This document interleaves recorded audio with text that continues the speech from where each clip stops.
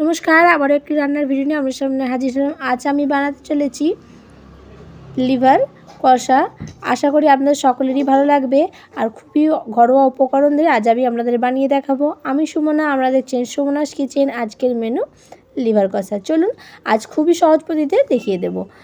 Liver সিদ্ধ তো অনেকটাই সময় লাগে, তাই আপনারা চাইলে প্রেশার কুকারেও কিন্তু সিটি দিয়ে করে নিতে পারেন। ঠিক এভাবে নুন, হলুদ, একটু সামান্য জল আর একটু লেবু, যেহেতু লিভারের একটা নিজস্ব একটু গন্ধ আছে, সেই গন্ধটা দূর হওয়ার জন্য আমি লেবুটা দিয়েছি। দিয়ে বেশ 2 থেকে 3টে সিটি নিয়ে নেবো। দেখুন সিটি নেওয়ার পর এমন অবস্থায় আছে। আমি এবার জলটাকে ঝরিয়ে নিচ্ছি ঝাঁঝরিতে।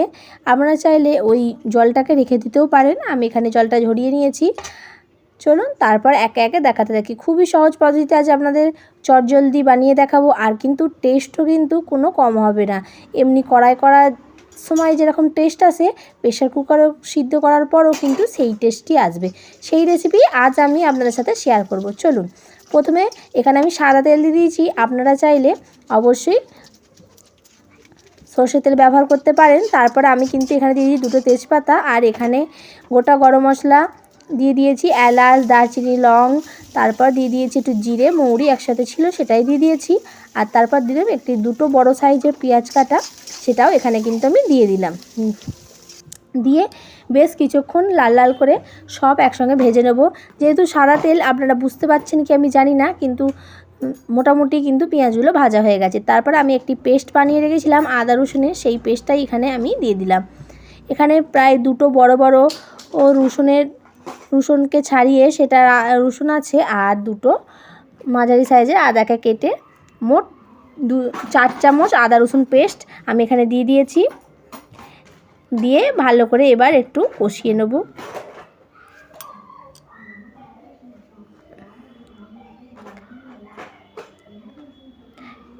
চলুন এখানে ভালো করে কষিয়ে নিচ্ছি। এবার একে একে কিন্তু সব মশলাগুলো আমি এখানে দিয়ে দেব।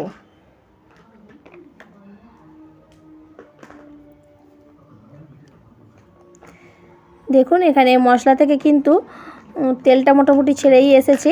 এবার কিন্তু একে একে সব মশলাগুলো দিয়ে দেওয়ার পর এখানে আমি সবই গুঁড়ো মশলা ব্যবহার করেছি। এখানে আমি একে একে সব মশলা নিয়ে নিয়েছি। প্রথমে দিয়ে দিলাম জিরে গুঁড়ো। জিরে গুঁড়োটা 2 চামচ নিয়ে নিয়েছি, বড় চামচের। এরপর দিয়ে দেবো 2 চামচ ধনে গুঁড়ো।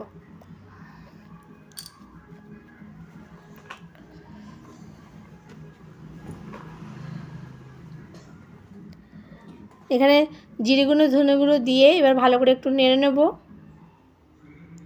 আর এখানে গ্যাসের ফ্লেমটা আমি একটু আস্তে করে দিয়েছি, কারণ যাতে মশলাটা নিচে লেগে না যায়। তাও সামান্য সামান্য লেগে যাচ্ছিলো, তাই একটু ভালো করে নেড়ে নিলাম। তারপর এবার চলুন আমি এখানে লঙ্কা গুঁড়ো দিয়েছি 1 চামচ মতন। আপনারা যে যেমন ঝাল পছন্দ করেন সেই অনুযায়ী দিয়ে নেবেন। তারপরে দিয়েছি হলুদ গুঁড়ো, বা আপনারা কাঁচা লঙ্কার বাটাও দিতে পারেন।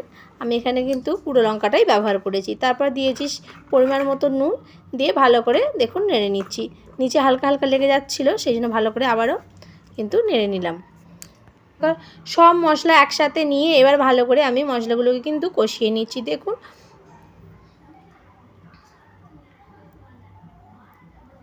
মশলা থেকে কিন্তু তেল মোটামুটি ছেড়েই এসেছে। এর সময় আমি দিয়ে দিচ্ছি একটা টমেটো কুচি, বড় সাইজের। একটা নয়, সরি, 2টো টমেটো কুচি দিয়েছি। তারপর দিয়ে দেবো কিছুটা ধনেপাতা কুচি। দিয়ে বেশ আবারও কিছুক্ষণ নেড়ে নেব।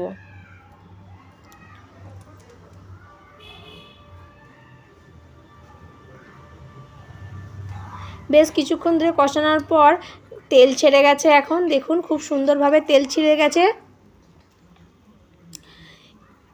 দেখুন ভালো করে বেশ কিছুক্ষণ ধরে হাতে ধরে আমি কষিয়ে নিয়েছি। দেখুন খুব সুন্দর করে যখন তেলটা ছেড়ে গেছে, এই সময় আমি একটু দিয়ে দেবো গরম মশলা গুঁড়ো 1 চামচ মতন।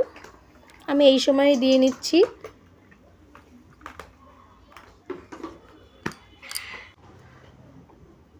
তারপর চলুন এইখানে সব মশলা দিয়ে দেওয়ার পর আমি কিন্তু মশলাটাকে মিশিয়ে নিয়েছি।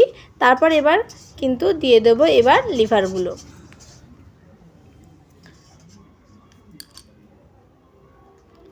দেখুন এখানে ভালো করে গরম মশলাটা দিয়েও মিশিয়ে নিয়েছি ভালো করে সবার সাথে। তারপরে আমি কিন্তু লিভারে যে সিদ্ধ করা ছিল সেটাকে দিয়ে দিলাম। দিয়ে এবার সব মশলার সাথে লিভারগুলোকে ভালো করে আবারও কষিয়ে নেব। রান্নাটা অবশ্যই হাতে সময় ধরে করবেন, দেখবেন তাতে কিন্তু খেতে দুর্দান্ত হয়। তাড়াতাড়ি করলে রান্না কিন্তু খুব সুন্দর হয় না, আর খেতেও দারুণ হয় না। চলুন, তারপরে বেশ কিছুক্ষণ ধরে আমি কিন্তু লিভারগুলোর সাথে মশলাটা ভালো করে মিশিয়ে বেশ কিছুক্ষণ ধরে হাতে ধরে কষিয়ে নিচ্ছিলাম।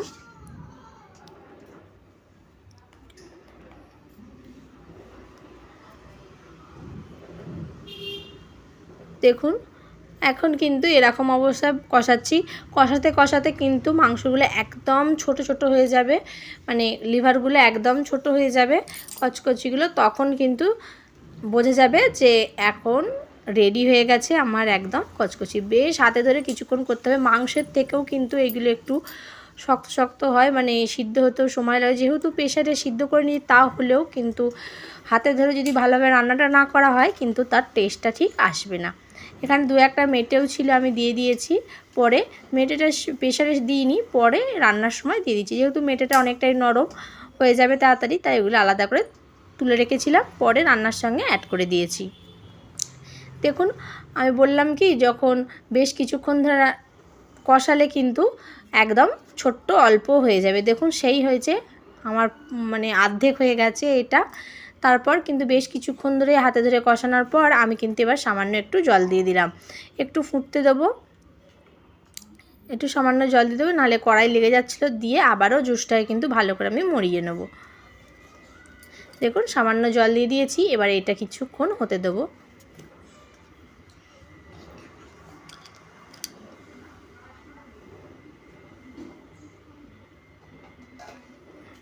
তারপর আপনারা চাইলে কিন্তু ওরকম কষা কষাও খেতে পারেন, কষা খেতেও কিন্তু দুর্দান্ত লাগে। তাই আমি কিছুটা কষা তুলে রেখেছি, আর কিছুটাই কিন্তু হালকা জল দিয়ে করে নিচ্ছি। দেখুন, বেশ কিছুক্ষণ ধরে ফুটিয়ে নেওয়ার পর জলটা বেশ গাঢ় গাঢ় হয়ে গেছে, একদম শুকিয়ে গেছে। এই অবস্থায় কিন্তু আমি দিয়ে দেবো ধনেপাতা।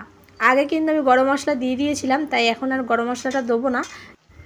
যেহেতু এটা লোহার কড়ায় করা হচ্ছে, সেই জন্য কড়াটা অনেকটাই বড় কড়া নেওয়া হয়েছিল, আর সেই জন্য একটু কালো কালো লাগছে, মানে কেউ কিছু মনে করবেন না। দেখুন, আর মাংসটা কিন্তু অনেকটাই ছিল, যেহেতু কড়াটা অনেক বড়, তাই অল্প অল্প হয়তো লাগছিল। তারপর দেখুন, এখন সম্পূর্ণভাবে কিন্তু আমার রেডি হয়ে গেছে লিভারটা। দেখতে যেমন সুন্দর হচ্ছে, তার থেকে কিন্তু খেতে আরও দুর্দান্ত হয়েছিল। অবশ্যই ট্রাই করবেন, ভালো লাগলে একটি লাইক করে দেবেন, কমেন্ট করে জানাবেন কেমন হয়েছে।